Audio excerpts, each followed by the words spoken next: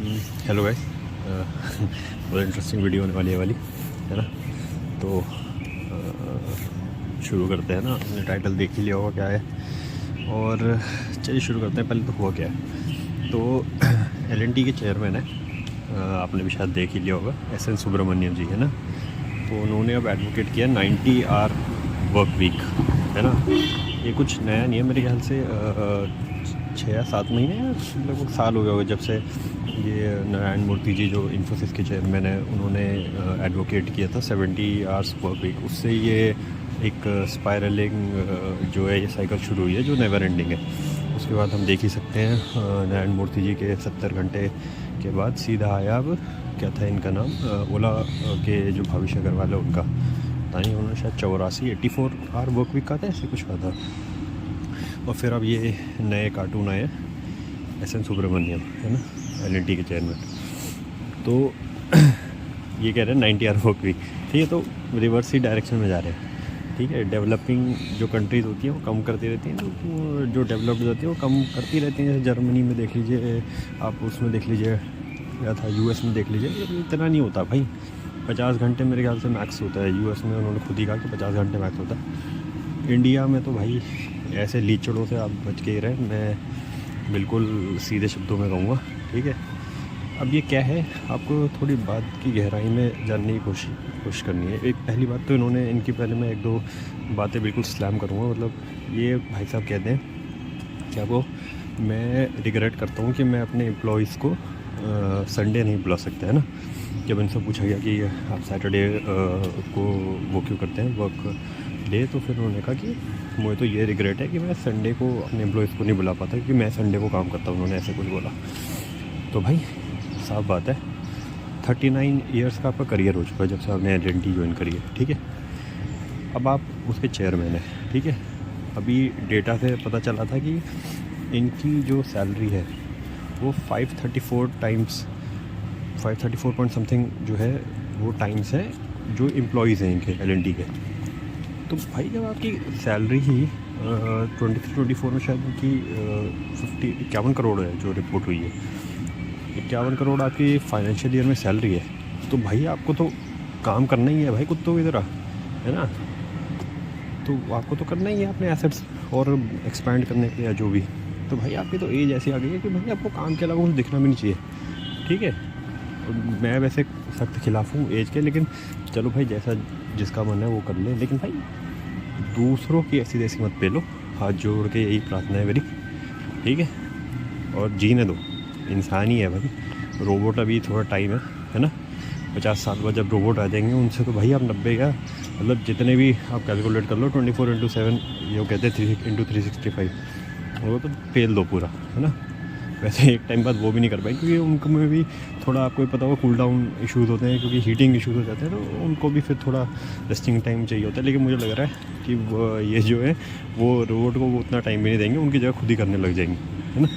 तो जब भाई मुझे एक बात बताओ, आपको इतना ही काम करवाना है तो भाई सबसे पहले बात तो अपने एम्प्लॉयज़ की सैलरी क्यों नहीं बढ़ाते भाई। इन्फोसिस का भी यही सीन है। इन्फोसिस में बहुत टाइम से देखता आ रहा हूँ, उनका यही चल रहा है। 2.4 से लेकर इनका शायद 3 भी पता नहीं पहुंचा होगा कि नहीं। ज़्यादा अगर 3.5 पहुंचा हो तो पता नहीं, भगवान की मेहर है, वरना तो 3, मैं तो 2 पॉइंट समथिंग देखा था जब मैं कॉलेज में था। इनका वो पैकेज जो फ्रेशर्स को ये देते हैं 2.4 लाख LPA देते हैं एक सैलरी। इसमें तो भाई मतलब 20,000 सैलरी, है ना। तो इसमें तो भाई और बुलाते भी साले बेंगलोर है, सॉरी अब्यूज़ करें कि मतलब बुलाते बेंगलोर हैं कि भाई वो देखो ना कि क्या है भाई, इनको एपैथी है बिल्कुल। मतलब कुछ तो रखो भाई, इंसान के बच्चे ही हैं भाई सब, भाई जीना है, कुछ बचाएगा भी अपने खाने पीने के लिए। बेंगलुरु में रेंट भाई 20,000 तो पहली बात कोई रह ही नहीं सकता बेंगलुरु में, ठीक है, जब तक वो मतलब यहाँ का रेजिडेंट ना हो, ठीक है। 20,000 तो किसी लिए पॉसिबल नहीं है। और अगर उन्होंने इंक्रीज़ भी कर दिया 3.6 भी कर दिया, जो मुझे हाईली अनलाइकली है जो कर दिया, तो भाई कितना 30,000 में भाई क्या हो रहा।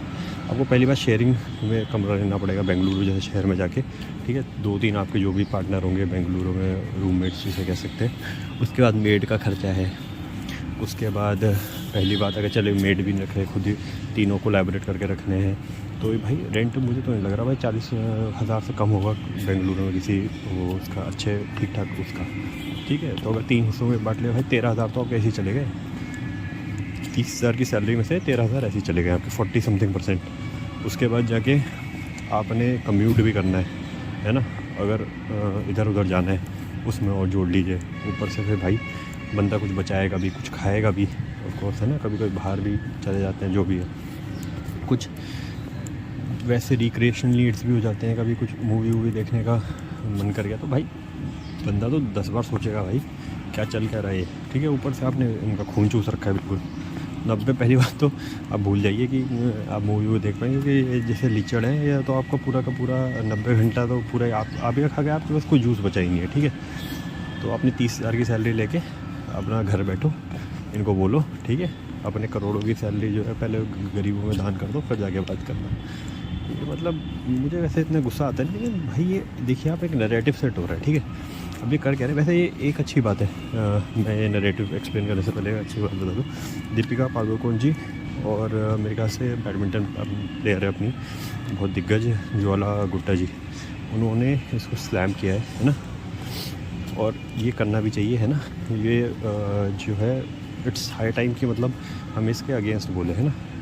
ये जो जेन एक्स है, खासकर शायद जेन एक्स ही है बोलते हैं इनको, इन्होंने तो भाई पूरा बेड़ा गर्क कर रखा है। ठीक है, मिलेनियल्स में तो चलो बहुत कम परसेंटेज है जो इनको रजिस्ट वो कर पाते हैं, नो कहने की जो क्षमता है। धीरे धीरे वो नंबर राइज हो रहा है ऑफकोर्स, क्योंकि इनके अत्याचार कुछ ज़्यादा ही हो रहा है। जेन एक्स तो जेन जी तो इनकी सुनती ही नहीं है। ठीक है, और ये बहुत अच्छी बात है।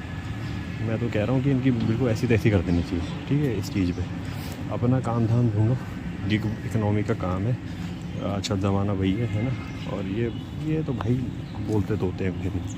हाँ, अब आ जाते हैं इंपॉर्टेंट टॉपिक पे कि ये नैरेटिव कैसे सेट हो रहा है। तो देखिए जैसा आप देख ही सकते हैं, पहले नारायण मूर्ति जी, फिर ओला के भविष्य अग्रवाल, और फिर ये धीरे धीरे इनका वर्क टाइम इंक्रीज़ होता है 70 फिर 84 फिर अब सीधा 90 घंटे हो गया, है ना।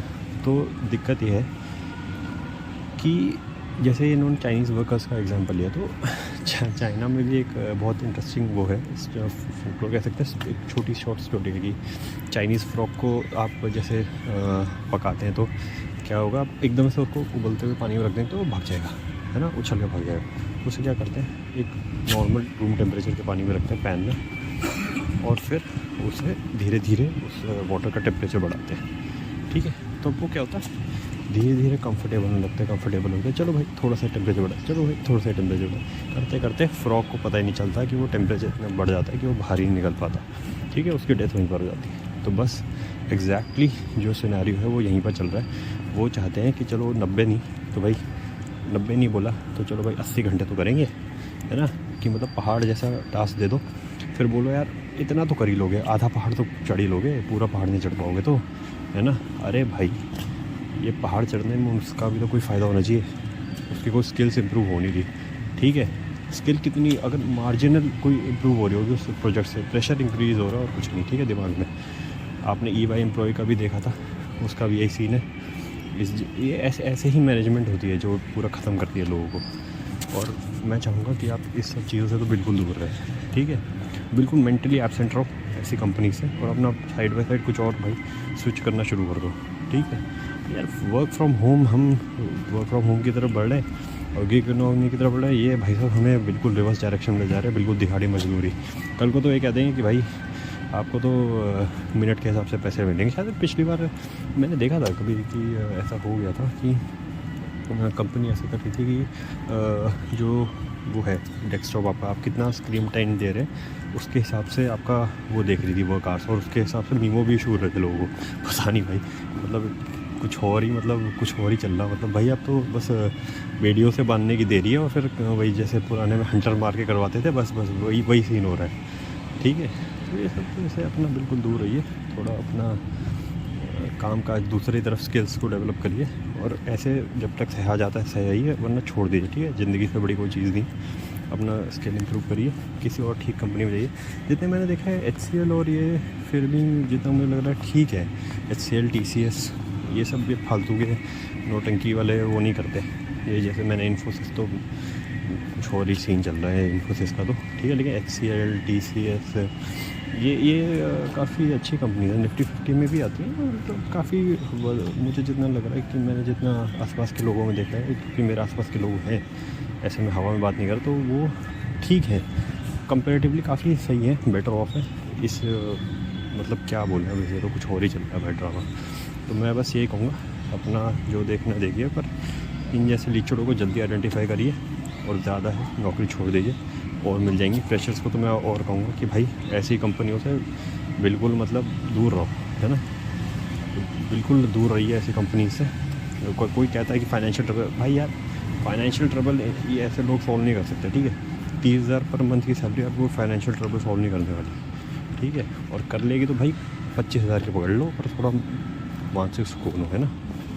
चलिए अब चलता हूँ, थोड़ा गौर करिएगा मेरी बातों पे, क्योंकि इनका पूरा नैरेटिव है कि भाई अगर हम 100 का काम इनको बोल रहे हैं तो भाई 100 का नहीं तो कम से कम 90 का तो कर ही लेंगे ये, उसी सैलरी में, है ना। और फिर आपका सारा खून चूस के आपसे जूनियर को केटी दिलवा के आपको ये टाटा बाय बाय साइडलाइन कर देंगे। तो यही इनका पूरा नैरेटिव होता है।